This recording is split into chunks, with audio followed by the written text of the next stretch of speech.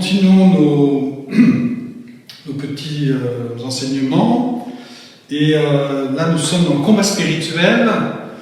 Et je vais traiter aujourd'hui du premier ennemi pour notre vie spirituelle, qui est le monde. Et puis ensuite, demain, je traiterai de l'ennemi qui est nous-mêmes, le vieil homme en nous, nous-mêmes dans ce qu'il a de non-converti, qui refuse la conversion. Et puis enfin, je traiterai après-demain du démon. Donc nous-mêmes, le monde, pardon, aujourd'hui le monde. Il faut bien comprendre ce terme, le monde. Parce que dans l'Évangile, il y a deux acceptions du monde, deux compréhensions du monde. Le premier nous dit dans l'Évangile de Jean, au chapitre 3, « Dieu a tant aimé le monde qu'il a donné son Fils unique, afin que quiconque croit en lui ne se perde pas, mais obtienne la vie éternelle. » Dieu a tant aimé le monde. Donc ce monde, il est aimable, Dieu l'a aimé, l'aime, et à cause de cela, il a envoyé son Fils pour nous sauver et pour nous ouvrir la vie éternelle. Le Concile Vatican II, à la suite, le Concile Vatican II, mais aussi d'autres textes du magistère importants, d'autres textes importants, vont à la suite de l'Évangile de Jean, vont encourager, inviter les chrétiens à aimer le monde dans lequel il vit pour pouvoir évangéliser et pour pouvoir le servir, construire le royaume, annoncer Jésus-Christ. Ça, c'est la première compréhension du monde. Mais dans le même évangile, il y a d'autres expressions, d'autres compréhensions du monde. Ce monde, le monde présenté comme une opposition à l'évangile. Et là, c'est dans le chapitre 15 que je vais vous lire une citation, on en trouverait d'autres aussi, il en existe d'autres.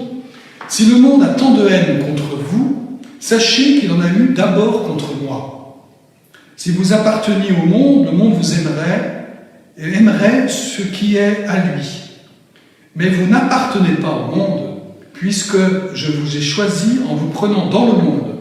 Voilà pourquoi le monde a de la haine contre vous. » Voilà, et donc ce monde-là refuse l'évangile, ce monde-là persécute Jésus et persécute les chrétiens. Mais ce monde-là aussi a cette force en lui, c'est une force de séduction. C'est la séduction de l'esprit du monde qui nous attire tous, qui nous fascine, et qui nous attire tous, et qui nous détourne du Seigneur. Il nous attire comme un papillon peut se laisser attirer par la lumière, il peut se griller sur cette lumière. De la même manière, le monde, dans ce qu'il propose, brille et nous attire et nous détourne. Alors, ça ne nous attire pas énormément d'éléments que je vais en voir un certain nombre maintenant. Voilà. Et puis, il y a ce monde qui nous propose une certaine vie dans la mondanité, c'est-à-dire en collaboration avec ce monde, qui est souvent dénoncé par le pape François, qui est une sorte de christianisme superficiel. Et c'est ce sur quoi il nous faut être vigilants. Il nous empêche à une vraie conversion en profondeur et nous installe dans un certain confort, un confort spirituel et matériel qui nous va bien et qui ne nous dérange pas. Nous ne nous laissons pas déranger. Nous sommes souvent très attachés à ce monde, à certains aspects de ce monde qui nous flattent et qui nous mettent dans un certain confort. Et nous ne voulons pas les lâcher. Pourtant, pour avancer, et pour avancer dans la vie chrétienne, eh bien, il faut se libérer de toutes ces attaches du monde. Et pour vivre dans le monde sans être du monde. Saint Jean de la Croix écrit dans le livre La Montée du Carmel, « Qu'importe que l'oiseau soit retenu par un fil léger ou par une corde, le fil qui le retient a beau être léger, l'oiseau y reste attaché comme à la corde. Et tant qu'il ne l'aura pas rompu, il ne pourra pas voler. » Toujours est-il qu'il n'y a pas de demi-mesure. On ne peut pas faire une sorte de négociation avec le monde en disant « je prends certains éléments, j'en laisse d'autres à cause de l'Évangile ». Non, il nous faut vraiment couper, nous détacher des séductions de ce monde. En effet, suite au péché originel, il y a un désordre en nous qui s'établit en nous et désormais, nous nous attachons de façon désordonnée exagérée aux choses de ce monde. Et donc, ainsi, nous ne voyons pas toujours très clair sur ce qu'il faut vivre, comment il faut vivre dans le monde dans lequel nous sommes. Et parfois, même en se disant de bons chrétiens, eh bien, nous pouvons continuer à rester attachés à certaines choses très fortement qui nous empêchent de nous envoler vraiment, hein, comme le dit Saint Jean de la Croix. Donc, même si c'est un petit fil au final, le résultat est le même, nous ne pouvons pas nous envoler.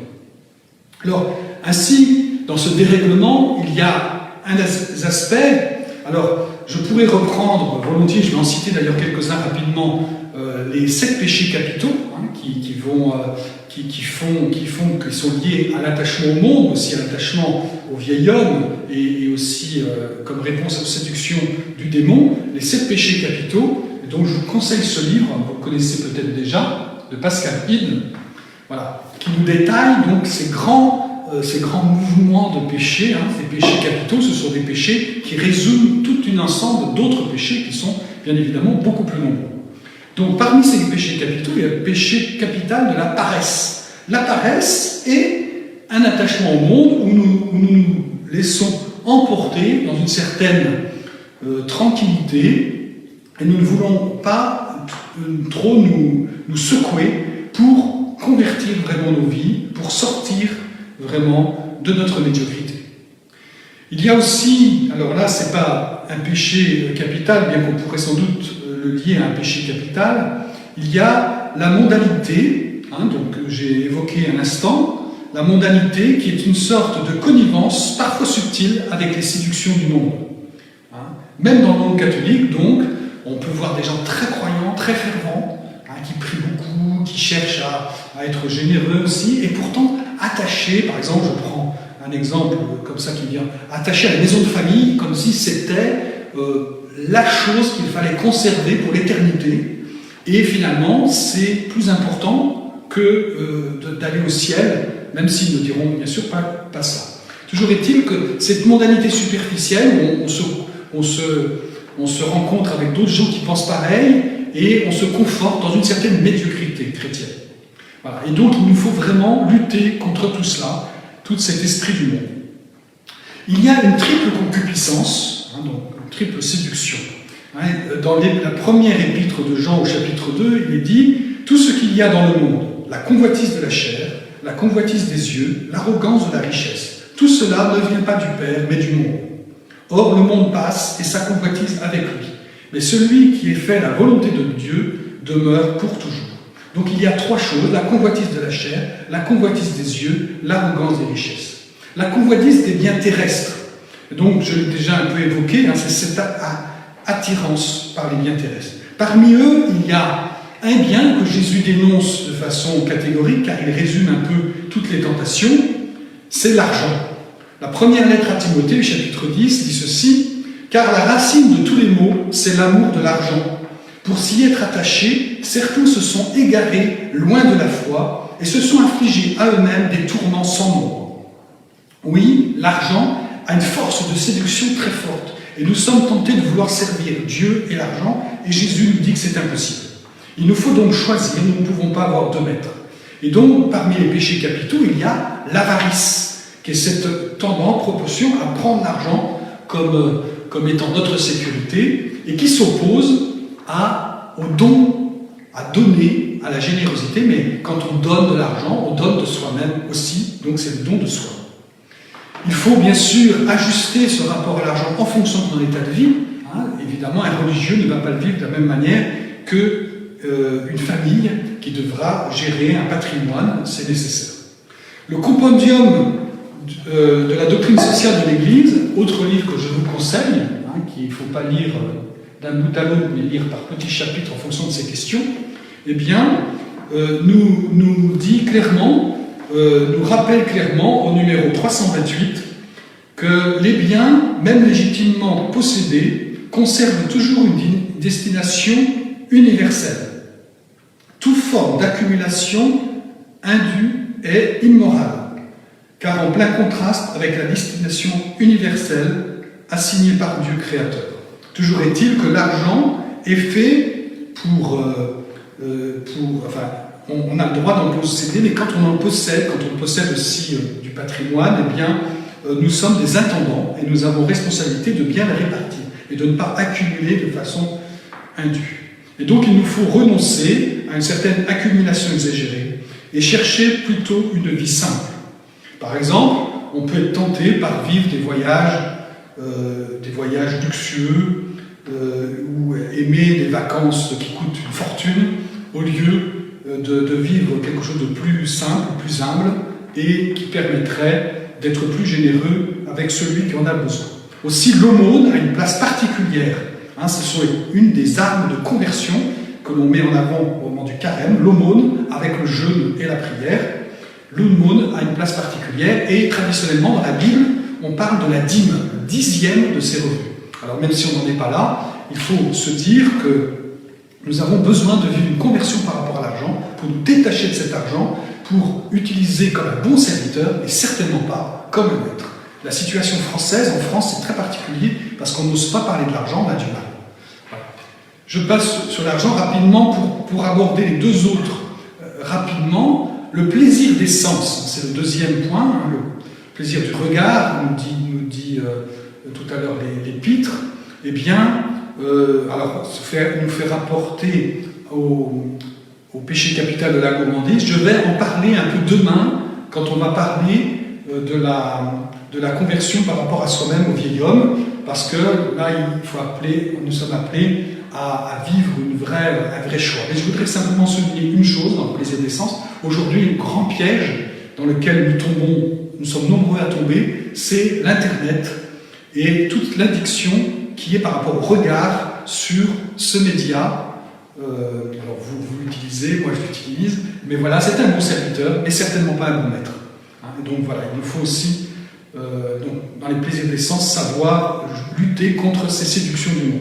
Et puis enfin, dans les séductions du monde, c'est l'affirmation de soi, c'est la question du pouvoir, de la reconnaissance et des honneurs. Nous sommes flattés dans notre orgueil, qui est un péché capital, c'est le premier péché capital, parce que c'est le péché originel. Et ça provoque aussi la jalousie, autre péché capital. Et encore la colère aussi, lorsqu'on ne contrôle pas et qu'on perd le contrôle sur les choses, troisième péché capital. Le pouvoir, la reconnaissance et les honneurs est un piège dont il faut prendre conscience pour pouvoir ne pas y rester. Et c'est souvent le regard des autres, le qu'en dira-t-on, qui prend tellement de place dans nos vies. Là, c'est le monde, c'est dans les relations sociales. Comment je me comporte vis-à-vis des autres. Non pas qu'il faille provoquer, mais certainement pas qu'il faille chercher les flatteries, qu'il faille chercher à être bien vu à tout prix. Alors le regard des autres nous empêche à vivre en chrétien, en certaines circonstances, et même à dire notre foi, encore plus grave, parce qu'on a peur d'être moqué ou persécuté. Et nous empêche de dépendre de Dieu concrètement. Alors pour se libérer, je termine, pour se libérer, il faut se détacher, donner, être généreux. Vivre simplement. Il faut jeûner, on en reparlera, je pense, demain. Il ne faut pas chercher un chemin de grandeur, mais garder une attitude de serviteur, contre les honneurs et tout ça, vraiment, même quand on a des responsabilités, être un vrai serviteur. Renoncer au plaisir du monde, tout au moins ne pas s'y attacher. Quand ils sont là, les accueillir, ne pas s'y attacher, pour cela, vivre une certaine ascèse à certains moments, se priver de certains plaisirs, volontairement. Il y a différentes manières d'aborder. Et puis enfin, il y a les fameux conseils évangéliques, et je pense que je retraiterai ça plus tard, les conseils évangéliques, la pauvreté, l'obéissance et la chasteté, qui sont, contrairement à ce qu'on peut penser spontanément, propres aux religieux, mais qui sont de vrais conseils de l'Évangile, et qui sont pour tout chrétien, pour que nous puissions vivre vraiment heureux à la suite du Seigneur et bien vivre dans notre vie actuelle.